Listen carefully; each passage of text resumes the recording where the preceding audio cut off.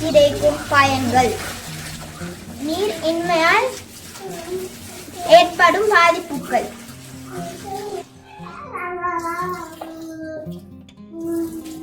நீர் விரயமாகும் சந்தர்ப்பங்கள். வழிகள்.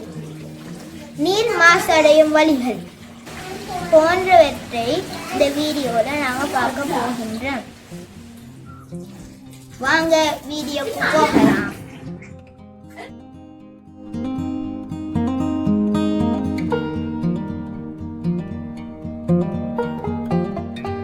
நீரினால் எங்களுக்கு அதிகமான பயன்கள் கிடைக்கின்றன.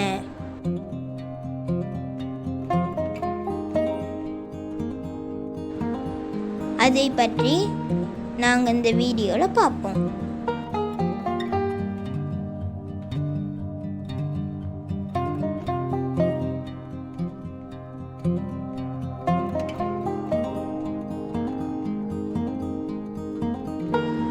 பருகுவதற்கு எங்களுக்கு நீர் வேண்டும். முகம் கழுவுவதற்கு நீர் அவசியம்.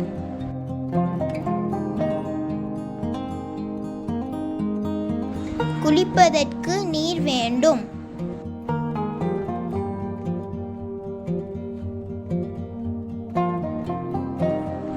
விவசாயம் செய்ய நீர் அவசியம்.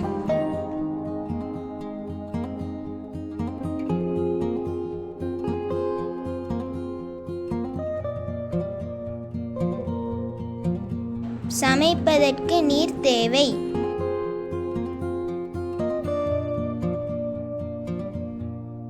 மரங்கள் வாழ நீர் அவசியம்.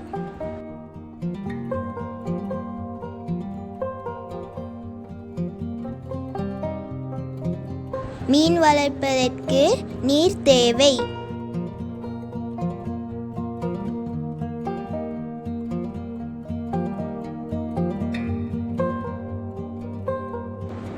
நீர் இன்மையால் ஏற்படும் பாதிப்புகள்.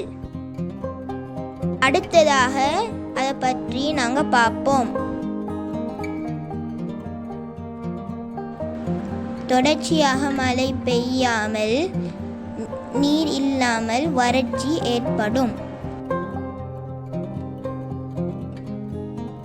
குடிப்பதற்கு நீர் இல்லாமல் பிராணிகள் இறக்கும்.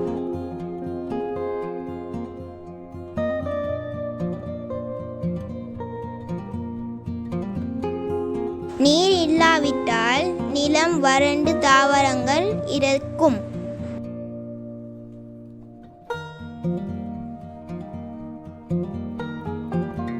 குடிப்பதற்கு நீர் இல்லாமல் விலங்குகளுக்கு பல்வேறு துன்பங்கள் ஏற்படும்.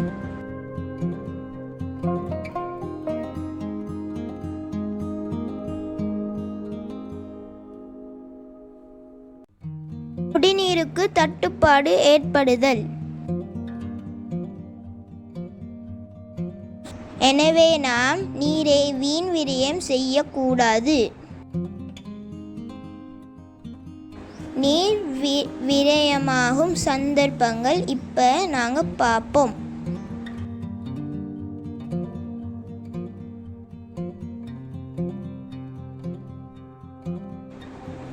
நீர் குழாய்களில் இருந்து நீர் கசிதல். அடுத்தது தேவைக்கு அதிகமாக நீர் பயன்படுத்துதல்.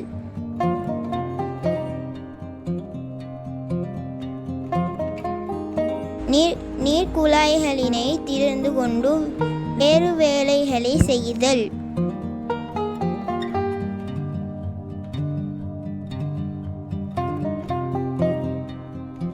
நீர் அசுத்தம் அடைதல். இதனால் அந்த நீரை பாவிக்க முடியாது.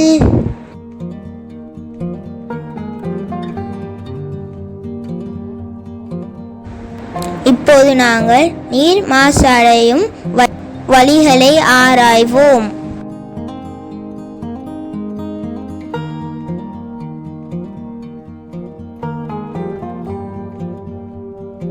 பிராணிகளின் எச்சங்கள் நீரின் கலத்தல். இதனால் அந்த நீரை பாவிக்க முடியாது. குப்பை கூளங்கள் நீருடன் கலத்தல், இதனால் நீர் மாசடையும். அந்த நீரை நாங்கள் பாவிக்க முடியாது. தொழிற்சாலை கழிவுகள் நீருடன் சேர்தல்,